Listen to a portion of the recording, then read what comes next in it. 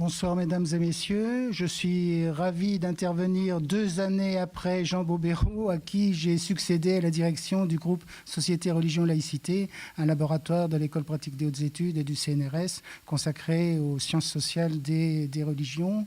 Et j'ai passé la main à mon collègue Philippe Portier, qui je crois est déjà intervenu aussi dans ce centre ici. Alors je vais donc vous parler des protestants français et la laïcité, un amour contrarié. J'aurais dû être un amour quelquefois contrarié pour pondérer un peu ma petite remarque que je vais tenter de vous faire comprendre. Tout d'abord, de qui parle-t-on? Les protestants en France. Je rappelle quelques points de repère. Les protestants en France forment une des expressions du christianisme. Les protestants sont en France très minoritaires, quelques 3% de la population, près de 2 millions de personnes. Ils sont eux-mêmes très diversifiés, je vais y revenir. Les protestants français sont très marqués par l'histoire. Car même si un des 2 grands réformateurs, en l'occurrence Jean Calvin, est un Français, un Picard, né à Noyon en Picardie, souvent on associe protestantisme à un monde anglo-saxon ou à un monde germanique, mais il y a des sources également françaises de la Réforme, et les protestants étaient présents au XVIe siècle, même à un moment où il y avait 10% de personnes protestantes dans le royaume de France, mais la mémoire protestante de l'histoire en France, c'est la Saint-Barthélemy, 1572, le massacre de la Saint-Barthélemy. C'est bien entendu l'édit Nantes de 1598, une première pacification permettant aux protestants d'avoir certaines places, certaines sécurités en France, dans le royaume de France. Et c'est une date encore plus emblématique et préoccupante et que tout protestant connaît, 1685, la révocation de l'édit de Nantes. Et au nom de une foi, une loi, un roi, si on n'était pas catholique, on devait fuir. Et la révocation de l'édit de Nantes sous Louis XIV en 1685 a provoqué l'exil de les historiens parlent à peu près de 200 000 huguenots qui sont allés aux Pays-Bas, en Allemagne, en Angleterre, puis ensuite aux États-Unis, en Afrique du Sud, ce qui fait que vous retrouvez des noms à consonance française dans certaines villes d'Allemagne ou en Angleterre, et que même aux Pays-Bas ou en Angleterre, par exemple à Canterbury, vous avez toujours à côté de la grande église de Canterbury une chapelle où il y a un culte en français le dimanche, souvenir de la présence huguenote en territoire britannique. Donc une minorité marquée par son histoire et qui a conscience de son histoire et qui, chaque année, dont certains membres aiment chaque année se retrouver au musée du désert dans les Cévennes, à Mialet dans le Gard, pour communier ensemble et avec un exposé, une prédication et un exposé d'histoire l'après-midi sur tel ou tel épisode de l'histoire des protestants en France. Donc la conscience d'une minorité qui n'a pas toujours été acceptée et intégrée dans la société française et qui a été du coup très reconnaissante lorsque en 1787 il y a eu la laïcisation de l'état civil, un état civil séculier, et ensuite l'apport de 1789 de la Révolution française et tout ce qu'a pu permettre ensuite le régime des cultes reconnus suite au concordat aux articles organiques de 1801-1802, où le protestantisme, à côté du catholicisme et ensuite du judaïsme, s'est trouvé parmi les cultes reconnus, ayant un statut, mais c'était l'époque où les prêtres, les pasteurs et les rabbins ont pu être du coup, salariés par la puissance publique. Et vous savez peut-être que ce régime des cultes reconnus a subsisté en Alsace-Moselle, puisque au moment de la séparation des églises et de l'État de 1905, l'Alsace-Moselle n'était pas sous souveraineté française.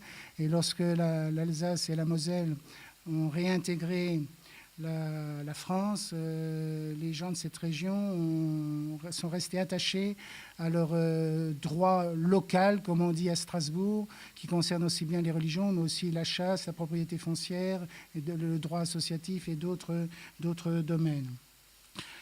Une minorité donc marquée par son histoire et qui a été reconnaissante ensuite d'être intégrée dans la République et qui a accueilli positivement, je vais y venir, la séparation des églises et de l'État en 1905. Mais je voudrais auparavant vous donner quelques autres informations sur quelques éléments de géographie du protestantisme en France. Le protestantisme est particulièrement déployé dans l'est de la France avec un protestantisme à dominante luthérienne dans l'est de la France, l'Alsace, mais également aussi le pays de Montbéliard. Un protestantisme dans d'autres régions très marqué par... il y a une première géographie protestante, une sorte de croissant qui va au sud du Massif central, la vallée du Rhône, la Drôme, le Gard, une partie de la Lozère, avec donc les Cévennes, également dans le Tarn, qui remonte un peu vers le Poitou. Donc il y a une sorte de croissant de la présence géographique du protestantisme en France. Et aujourd'hui, les protestants sont surtout dans les grandes agglomérations, dans la région parisienne, en Île-de-France, dans les agglomérations des grandes villes, Strasbourg, Nîmes, Montpellier, quelques villes qui ont un pourcentage de protestants plus élevé que le pourcentage national aux alentours de 3%. Une micro-minorité, donc au point de vue statistique, au point de vue démographique, mais qui, d'après les dernières enquêtes dont nous disposons, et non seulement c'est maintenu, mais c'est même quelque peu développé. Je vous disais, actuellement, c'est à peu près presque 3% de la population. Et on constate une recomposition de la population protestante en France, une recomposition dans 3 directions. Tout d'abord, il y a eu, en 2013, création de l'Église protestante unie de France. L'Église protestante unie de France, l'EPUF, en résumé, si je prends le sigle, qui a uni le protestantisme luthérien et le protestantisme réformé de tradition calviniste. Les luthériens et les réformés étaient déjà en communion ecclésiale auparavant. Les pasteurs pouvaient exercer dans l'une ou l'autre église, mais il y avait une église luthérienne, il y avait une église réformée, et donc maintenant il y a une seule église, Église protestante unie de France, communion luthéro-réformée, qui a été formée donc en 2013. Premier pôle important du protestantisme, ce pôle luthéro-réformé, qui est la tendance majoritaire parmi les protestants de France. Mais il y a aujourd'hui un second pôle très important qui s'est développé, c'est ce qu'on appelle le protestantisme évangélique. Et le protestantisme évangélique, c'est la version protestante d'un christianisme de conversion qui insiste sur la nécessité de la conversion personnelle, ce qu'on appelle dans d'autres pays les born again, les nés de nouveau, qui pratiquent plus le baptême d'adulte, et pour qui être chrétien, c'est témoigner de sa foi, c'est être converti et c'est être prosélyte. Et donc on observe un certain dynamisme du protestantisme évangélique qui représente aujourd'hui plus du tiers des protestants français et qui se traduit aussi par des groupes, des assemblées très, très, très pratiquantes, parce que dans la logique du protestantisme évangélique, quand on est chrétien, on pratique. Et donc, ça peut être des baptistes, ça peut être des pentecôtistes, ça peut être des évangéliques tout court. Et en 2010 a été créé le CNEF, le Conseil national des évangéliques de France, qui est l'instance représentative des églises évangéliques, aussi bien la tendance orthodoxe piétiste que la tendance charismatique pentecôtiste. Les différentes sensibilités du protestantisme français sont présentes au sein de la Fédération protestante de France, qui a été créée dès 1905, date symbolique, pour représenter les intérêts du protestantisme auprès des autorités publiques et fédérer la pluralité protestante.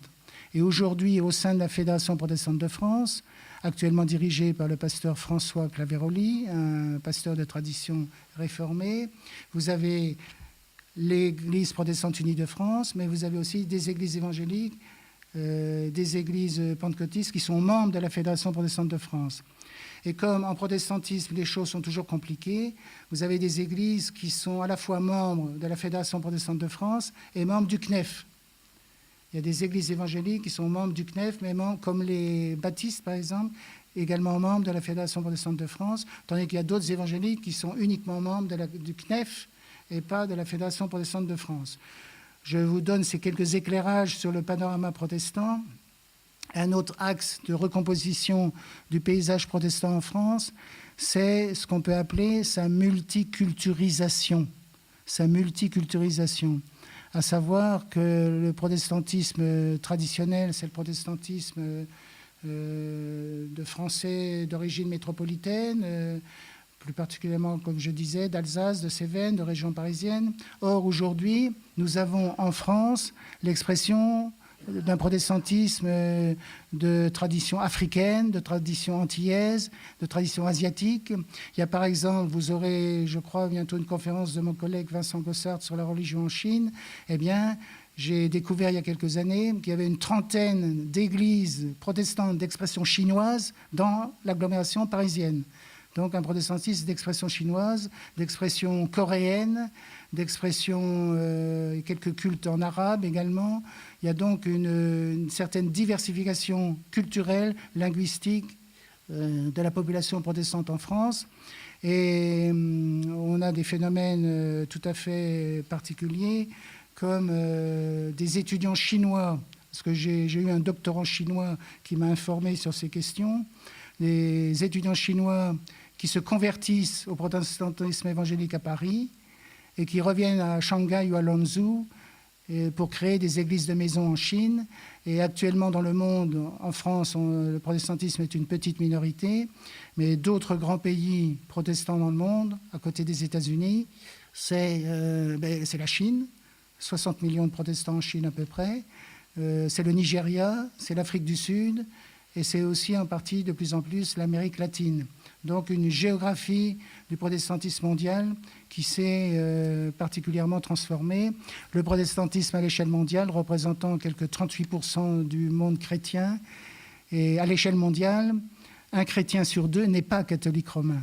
Donc par rapport à la situation en France, il faut bien recaler un peu ces points de repère. C'est très minoritaire en France, mais dans d'autres pays, ça l'est beaucoup moins. Et c'est un segment d'expression du christianisme. Alors, le protestantisme français, une micro-minorité, qui s'est également particulièrement manifestée par son entrepreneuriat social et d'une série d'œuvres, comme on dit dans le vocabulaire protestant, d'établissements médico-sociaux, d'établissements pour personnes âgées, d'établissements pour personnes handicapées, comme les asiles John Bost en Dordogne ou dans d'autres lieux de France, ou le Zonenhof en Alsace, deux grands établissements sur financement public qui ont une identité protestante mais qui accueillent les personnes handicapées ou les personnes en situation avec des degrés différents d'incapacité physique et mentale. Donc une contribution à des œuvres sociales. On connaît l'Armée du Salut qui fait aussi partie de ce paysage protestant avec son action sociale. Vous connaissez peut-être aussi la CIMAD, qui s'occupe de l'accueil des réfugiés. Voilà différentes facettes du monde protestant. Les protestants, les figures protestantes connues, célèbres, il y en a pas énormément en France, mais il y en a néanmoins.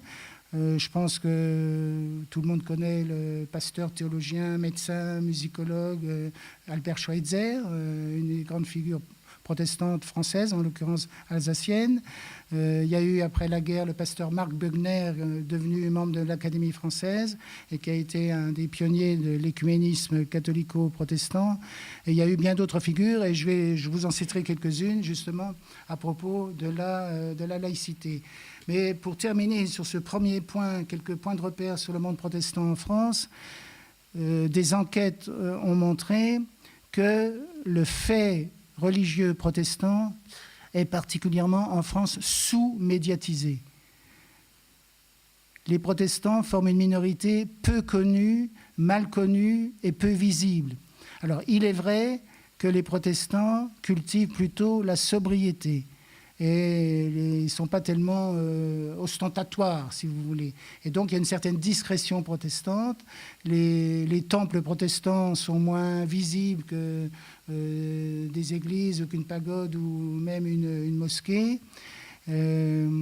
Qui plus est d'ailleurs, également pour certaines raisons qui s'inscrivent dans l'histoire, parce que même sous le régime des cultes reconnus, la construction d'un temple protestant ne devait pas se faire toujours dans les endroits les plus visibles.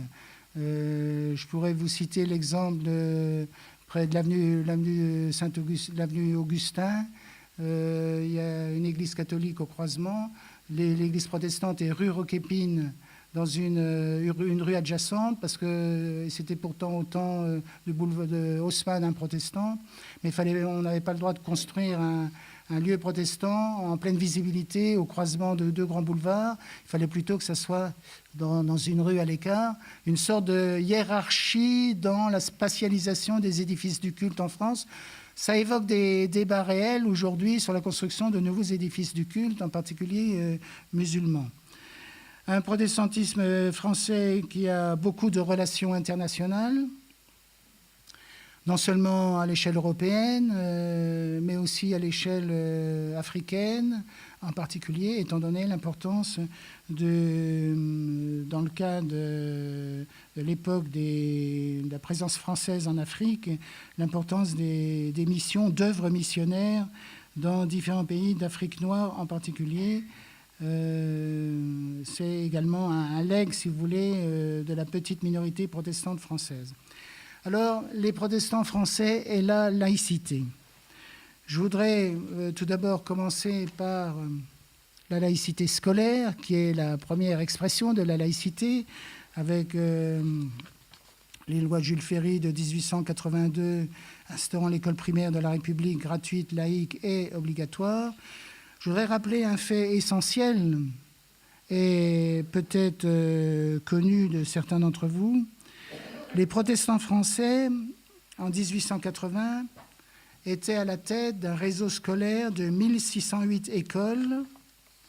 Eh bien, les protestants, dans ces années de création de l'école publique laïque, ont remis la quasi-totalité de leurs écoles au réseau public après les lois Ferry de 1881 et 1882. Et ce qui fait qu'encore aujourd'hui, on compte très peu d'écoles privées protestantes sous contrat d'association ou sans contrat d'association. Je pourrais y revenir, si vous voulez, après. Alors, les protestants ont remis leurs écoles au réseau public laïque, car ils étaient favorables au développement de l'école publique laïque, même si, à l'époque, plusieurs voix dans le protestantisme français étaient plutôt divisées face à la laïcité scolaire. Les uns étaient prêts à fondre leurs écoles dans celles de la nation républicaine. Les autres, tout aussi républicains, se montraient soucieux, pour diverses raisons, de sauvegarder un enseignement proprement protestant. Donc, il ne faut pas trop relire l'histoire avec nuance. Il y avait aussi à cette époque des discussions, mais beaucoup de protestants à l'époque, tout en acceptant la laïcisation de l'école publique, souhaitaient que le catéchisme puisse être enseigné dans les locaux scolaires. Autrement dit, que la contribution religieuse à l'éducation soit prise en compte. Et mon collègue historien André Ancrevet a même parlé de laïcité protestante, une laïcité qui voulait une école pour tous, ne pas séparer les enfants selon leur religion, mais une école pour tous où il y aurait une prise en compte de la dimension religieuse. Dans les mentalités de l'époque, c'était comme ça que c'était exprimé. Autrement dit, les protestants français ont été favorables à la laïcisation de l'école, mais non à l'exclusion totale du religieux de l'éducation scolaire. On peut résumer ainsi leur point de vue. Un autre trait qui est sans doute plus connu, c'est le rôle joué par d'éminentes personnalités protestantes dans l'entourage de Jules Ferry, en particulier Ferdinand Buisson, directeur d'enseignement primaire et qui est une figure protestante libérale qui a beaucoup contribué dans le domaine de l'éducation scolaire, mais aussi des gens comme Félix Pécaud, qui contribuent à la formation de l'École normale supérieure de Fontenay-aux-Roses, ou Jules Steg, qui fut inspecteur des études dans cette même école normale supérieure, qui dirigea le musée pédagogique à Paris, Élie Rabier, qui dirigea l'enseignement secondaire de 1889 à 1907. C'est tout un réseau buisson, qu'on peut dire, qui a contribué à la genèse de l'école publique laïque en France. Tout un réseau protestant, un réseau buisson, tous ces gens, en particulier, de sensibilité protestante libérale, qui ont été des collaborateurs de Jules Ferry et qui ont favorisé le développement de l'école publique laïque en France. Mais aussi à la charnière des 19e et 20e siècles, il faut aussi signaler des figures protestantes comme Pauline Kergomar, 1838-1925, initiatrice des écoles maternelles en France. Pauline Kergomar, une protestante initiatrice des écoles maternelles en France. Ça évoque un petit peu le rôle au XVIIIe siècle et au début du XIXe du pasteur alsacien Jean-Frédéric Oberlin, qui, au banc de la Roche en Alsace, avait créé déjà, et c'est un pédagogue tout à fait pionnier, qui avait créé l'amorce des écoles maternelles dans ce coin d'Alsace, et des méthodes de pédagogie active, alternative, telles qu'il les développait auprès des enfants du village du banc de la Roche. Et j'aimerais également citer la figure de Gustave Monod, 1885-1968, qui fut directeur de l'enseignement du second degré de 1945 à 1949 et qui, soucieux d'une réforme de l'enseignement et de la modernisation de l'école, vous voyez, ça ne date pas d'aujourd'hui, ce souci de la réforme de l'institution scolaire et de la modernisation de l'école, lança l'expérience des classes nouvelles, et Gustave Monod crée en 1945 le Centre international d'études pédagogiques de Sèvres, qui existe encore aujourd'hui, le Centre international d'études pédagogiques de Sèvres. Alors, donc un fort investissement historique reconnu et une forte préoccupation, valorisation de l'éducation dans le protestantisme.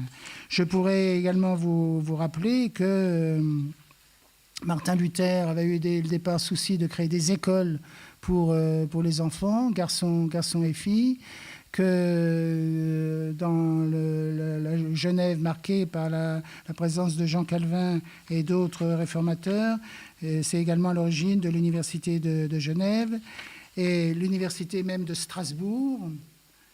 Historiquement, est né du gymnase Sturm à Strasbourg, et il existe encore à Strasbourg une école privée sous contrat d'association avec l'État, qui est le pôle Comenius, qu'on appelle le pôle éducatif Comenius, du nom du pédagogue tchèque, théologien, philosophe Jan Amos Comenius, qui montre l'intérêt des protestants pour l'éducation scolaire. Mais j'aimerais indiquer quelques autres aspects de cet investissement des protestants dans le domaine scolaire, parce que dans le débat sur école publique, école laïque après la Seconde Guerre mondiale, les protestants se sont positionnés comme une voie originale de laïque parce que chrétien.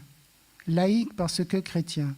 Ça a été en particulier le cas de la Fédération protestante de l'enseignement, créée en 1948 sous la présidence du philosophe Paul Ricoeur, qui est décédé il y a quelques années, mais philosophe très connu. Une voie originale, les protestants se situant entre les défenseurs de l'école catholique et les laïcs intransigeants.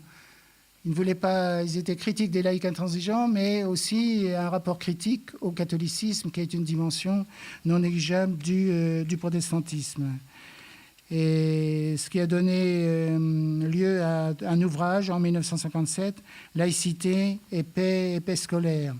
Mais les protestants sont allés plus loin, et la Fédération protestante de l'enseignement a soutenu le camp laïque, en particulier lors du projet Savary de 1984 proposant la création d'un grand service unifié de l'éducation nationale. Les protestants ont été du côté des forces laïques pour défendre ce projet. Et en 1994, la Fédération protestante de l'enseignement se mobilisa avec les forces laïques contre la révision de la loi Fallou, autorisant les collectivités locales à soutenir davantage les dépenses d'investissement des écoles privées.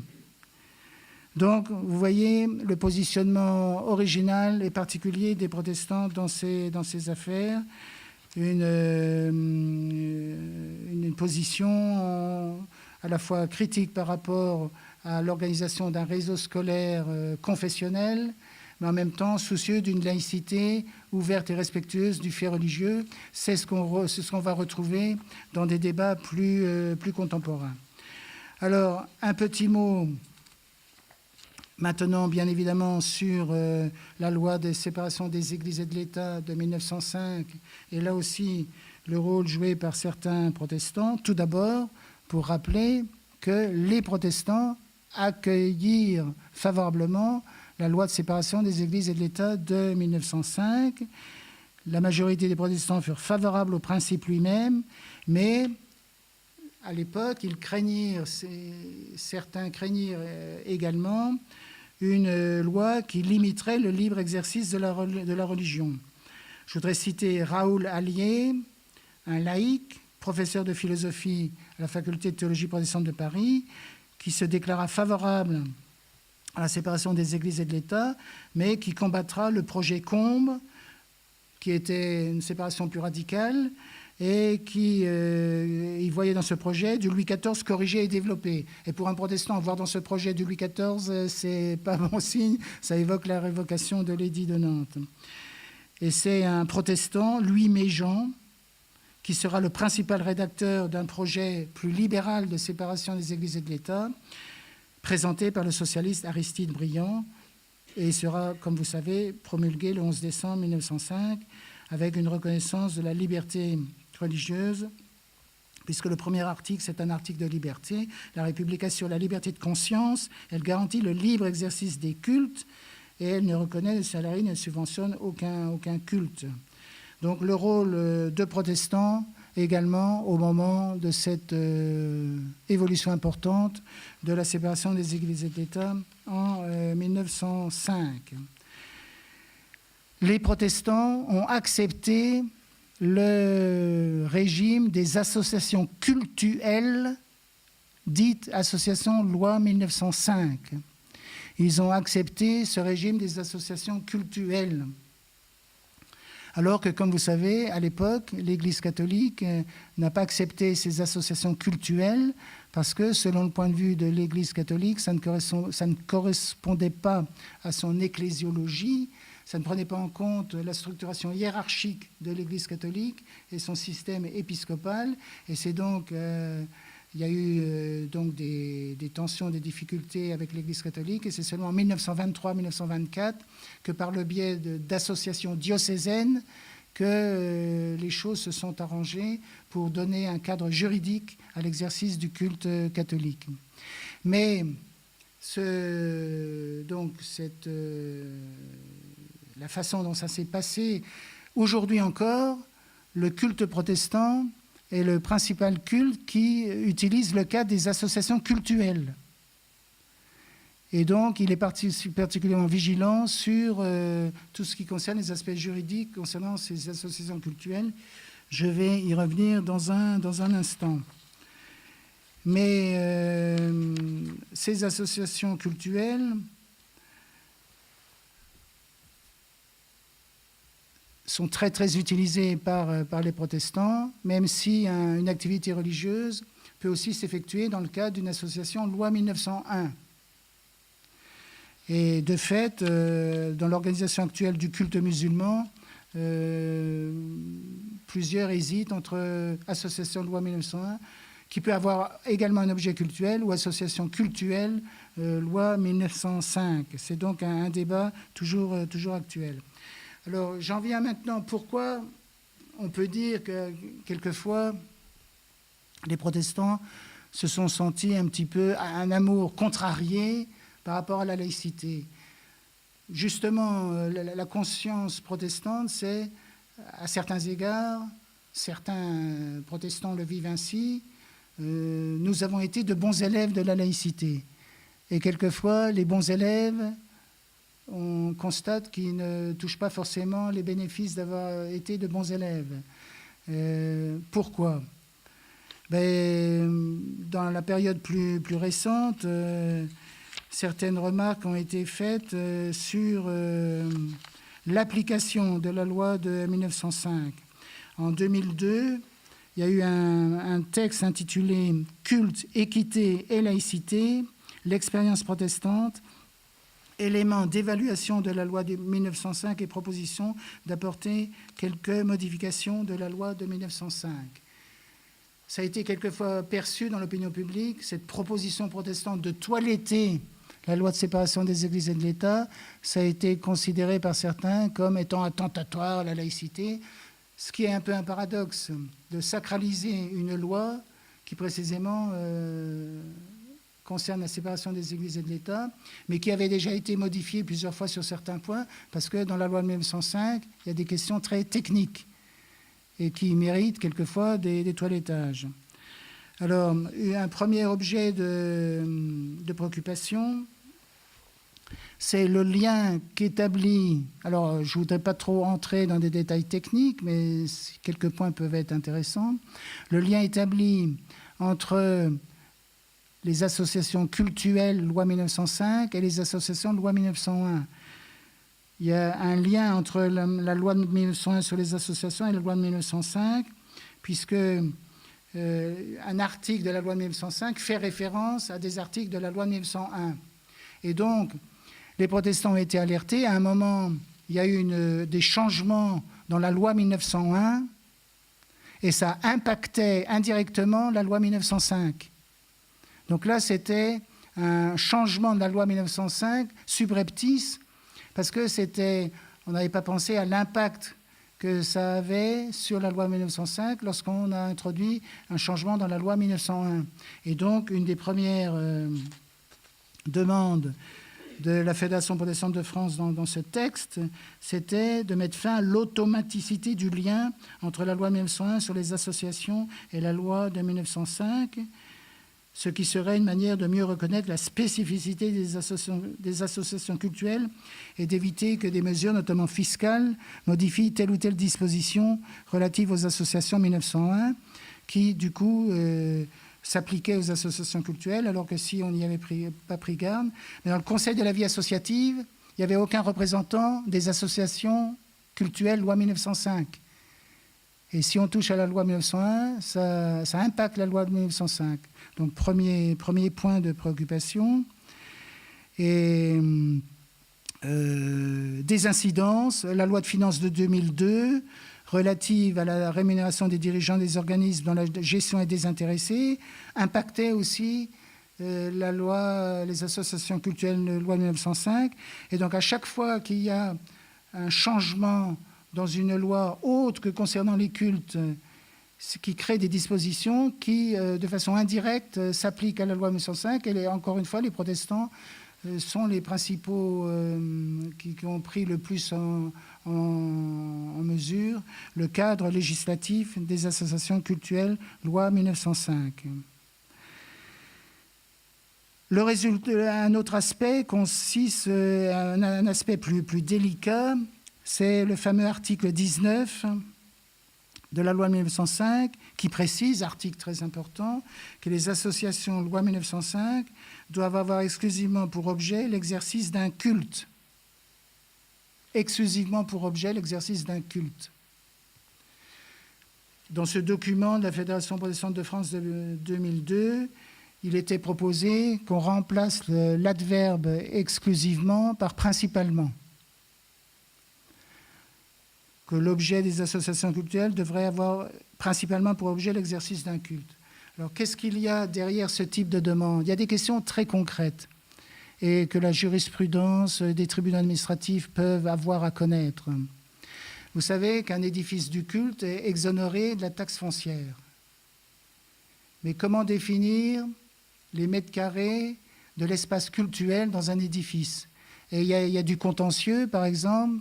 Est-ce qu'une salle réservée à la répétition de la chorale ou une salle réservée à l'école du dimanche, est-ce que ça peut être également bénéficiaire de l'exonération de la taxe foncière ? Est-ce que ça fait partie de l'association cultuelle ou d'un autre cas ? Donc ça peut se discuter et il y a des points de vue différents selon la façon dont on veut appliquer strictement ou de façon peut-être plus souple les lois existantes.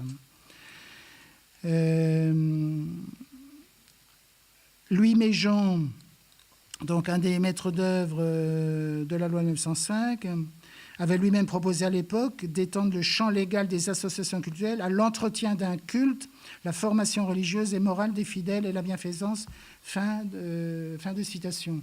Donc c'est une préoccupation qui était déjà à l'époque des discussions de 1905 et qui a ressurgi plus récemment donc dans ce texte de 2002, ces éléments de réflexion sur l'expérience protestante de la loi de 1905. Il y a eu également des questions sur le legs de l'histoire. Le legs de l'histoire. La laïcité, c'est aussi un traitement équitable des différents cultes. Alors, résultat de l'histoire, la très grande majorité des édifices du culte catholique sont propriété des communes. Et l'État est propriétaire des cathédrales. Beaucoup aux alentours, en tout cas moins de 50% des temples protestants sont propriété des communes. Les édifices du culte protestant sont beaucoup plus propriété des associations cultuelles. Et également, les synagogues sont beaucoup plus propriété des associations spécifiques et non propriété publique. Donc, il y a un petit peu un paradoxe parce qu'ensuite, les édifices du culte dont les communes sont propriétaires, il y a un devoir d'entretien et de restauration du bâtiment quand c'est nécessaire. Alors, il y a eu une loi qui a permis aux communes d'aider financièrement à l'entretien, à la restauration d'un édifice du culte, même si les propriétaires en étaient l'association cultuelle. Mais c'est une possibilité. Alors que lorsque la commune est propriétaire de l'édifice du culte, c'est un avantage. Alors, je ne vous cache pas que certains protestants disent ceux qui ont refusé la loi de 1905 sont aujourd'hui avantagés parce que leurs églises sont propriété publique et bénéficient de plus de facilité pour l'entretien et la restauration des bâtiments. On entre là dans le cambouis, si vous voulez, dans des choses très très précises, mais ça fait partie des réalités de l'application de la loi. Il y a eu aussi des questions sur la caisse de vieillesse et maladie des cultes, avec une demande d'une égalité de traitement dans la prise en compte des spécificités de chaque culte. Donc ça, c'est concernant les caisses vieillesse et maladie des ministres du culte. Alors, dans ce document de réflexion, mais une réflexion, si vous voulez, libre et qui se voulait constructive, comme par exemple des choses complètement obsolètes dans la loi 1905, qui, à l'article 22, prévoit 5 000 francs, puis 50 francs en 1958, relative aux réserves des associations cultuelles, une somme qui n'a jamais été réévaluée. C'est des legs, des traces de l'histoire qui ne sont plus du tout pertinentes aujourd'hui. Et donc, sur ces bases, les protestants avaient voulu attirer l'attention des pouvoirs publics sur le fait qu'un certain toilettage de cette loi, une actualisation en fonction des nouvelles configurations aujourd'hui et surtout dans la perspective d'un traitement équitable des différents cultes. Et il y avait un autre dossier également contentieux qui concernait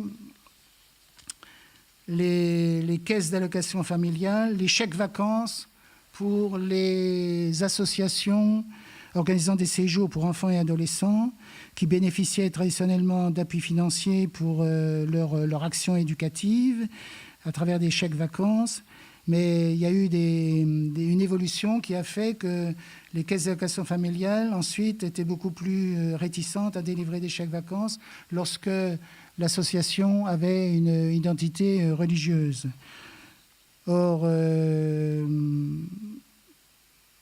il y a eu un rappel au directeur des caisses d'allocation familiale en 2002 que les aides financières des caisses d'allocation familiale pouvaient bénéficier aux associations, sous réserve que celle-ci n'ait pas vocation exclusive de diffusion philosophique, politique, syndicale ou confessionnelle, qu'elle s'adresse sans discrimination à tous les publics et qu'elle propose des activités ouvertes à tous s'appuyant sur un projet socio-éducatif de qualité.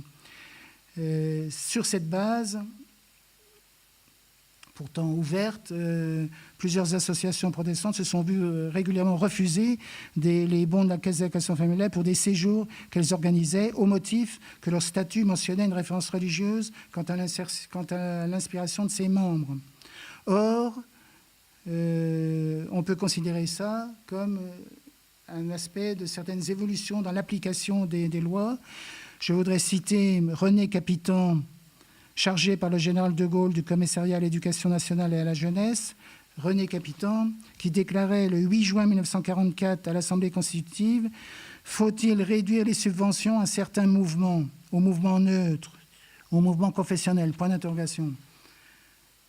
Impossible, disait René Capitan, impossible de favoriser l'un au détriment de l'autre, puisque tous sont libres et qu'aucun n'est mouvement d'État. C'est donc au nom même de la laïcité, disait René Capitan en 1944, que nous aboutissons inévitablement à cette conclusion que l'État devra aider même les mouvements confessionnels. Fin de citation. Donc, une discussion, vous voyez, sur la licéité de subventions publiques, d'associations ayant une dimension d'identité confessionnelle. Alors, je vous disais d'entrée de jeu que les protestants favorisaient l'école publique laïque, l'école accueillant tous les enfants, quelle que soit leur religion ou leur non-religion. Et lorsqu'il y a eu le grand débat autour, en 1959, sur la loi Michel Debré, qui a créé les contrats d'association pour les écoles privées sous contrat avec l'État, qui pouvaient garder leur caractère propre. Ça a été très conflictuel à l'époque, mais les protestants n'étaient pas partisans du développement d'un réseau privé d'écoles confessionnelles. Et actuellement, d'autant plus qu'il y a eu le drame dans un collège, lycée protestant sous contrat, je fais référence au drame de Chambon-sur-Lignon, où un élève a assassiné une autre élève. C'était un établissement privé sous contrat d'association avec l'État, un des rares écoles protestantes sous contrat qui a dû fermer ses portes pour raisons financières, suite aussi aux répercussions de ce drame et de l'émoi que ça a provoqué, donc au Chambon-sur-Lignon, dans le département de la Haute-Loire. Aujourd'hui, en matière d'écoles privées protestantes, il y a ce grand pôle d'écoles privées protestantes à Strasbourg, Gymnase Jean Sturm, Collège Lucie Berger, qui sont unis dans le pôle éducatif Amos Comenius. Il y a une école protestante privée dans la région parisienne, le cours Bernard Palissy, qui porte le nom d'un personnage protestant. Il y a une école privée à Nîmes.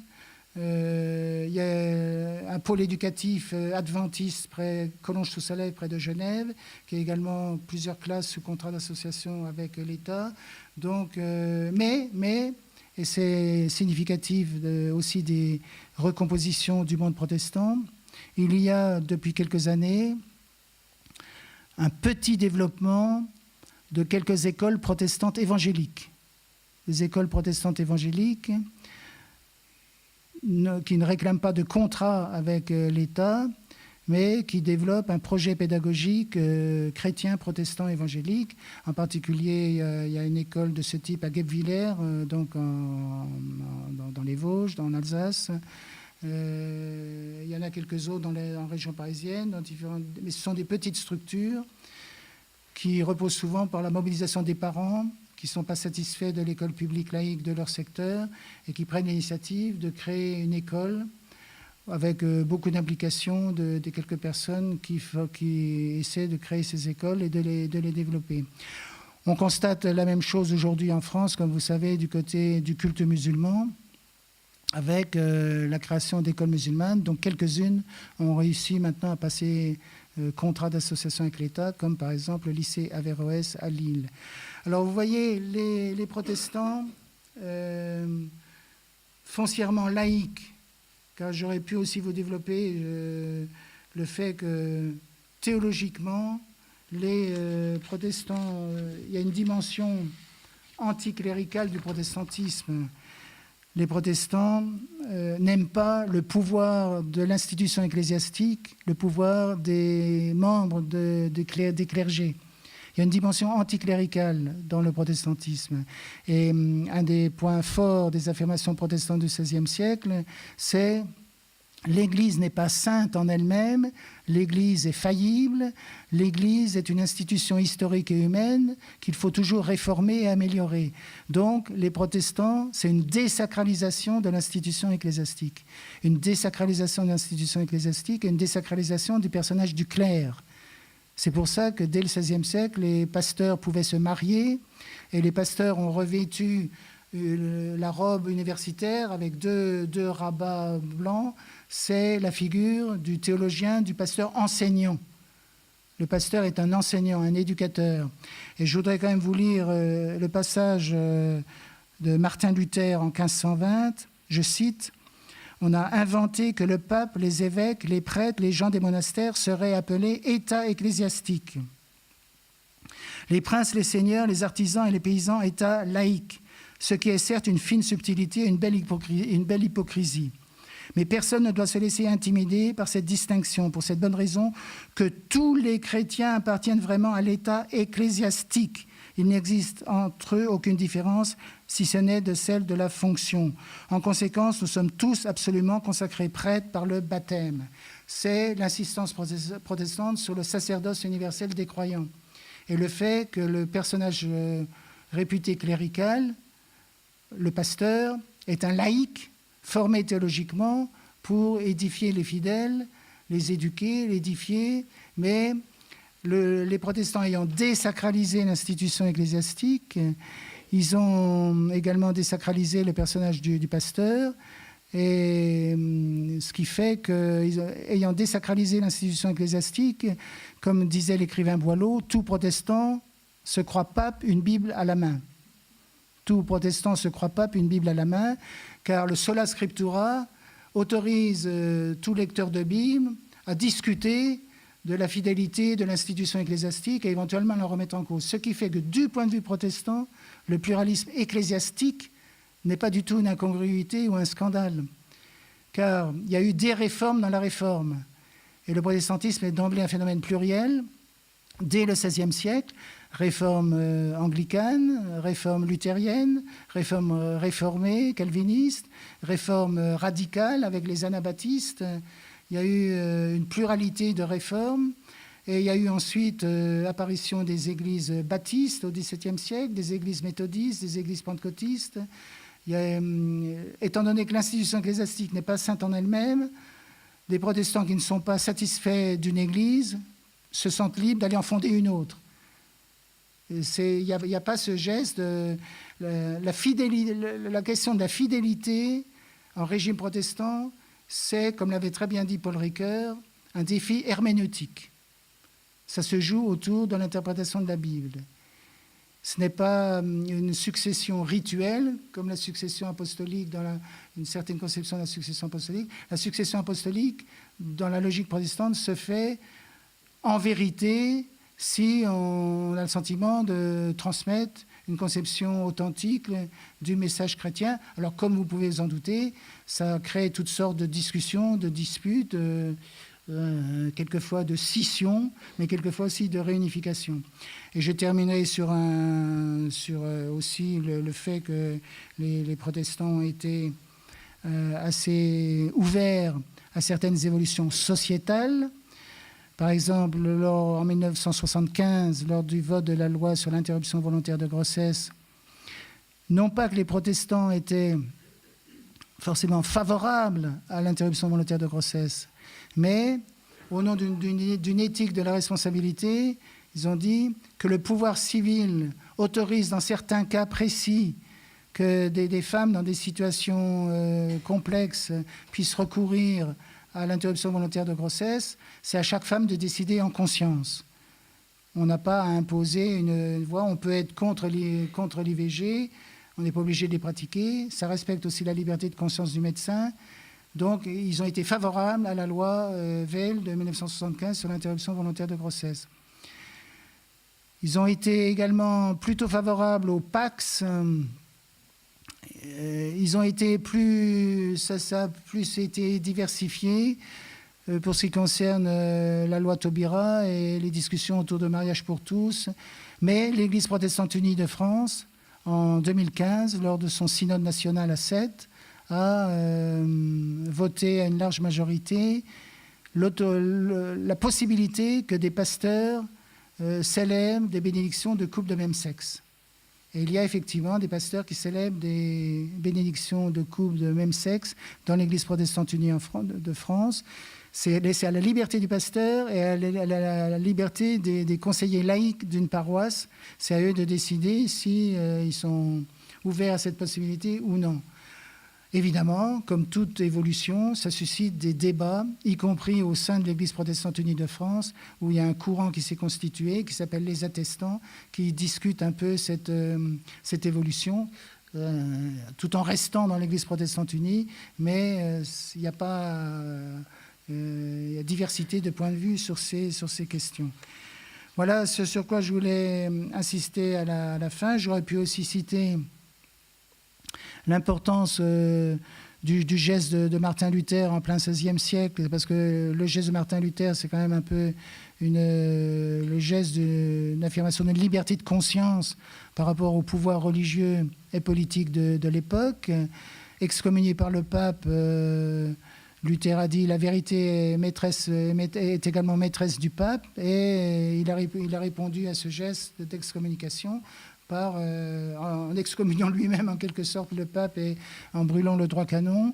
Il est clair que si en plein XVIe siècle, dans le contexte du XVIe siècle, cette perspective de réforme n'avait pas rencontré l'appui de pouvoirs politiques, elle n'aurait pas débouché sur la création de nouvelles églises. Il ne faut jamais oublier que dans ces époques, on était dans des configurations de très forte interrelation entre le religieux et le politique, et ce qui a permis l'affirmation d'une autre façon d'être chrétien, individuellement et collectivement, ce qu'incarnent aujourd'hui les protestants en France et dans d'autres pays. Je vous remercie.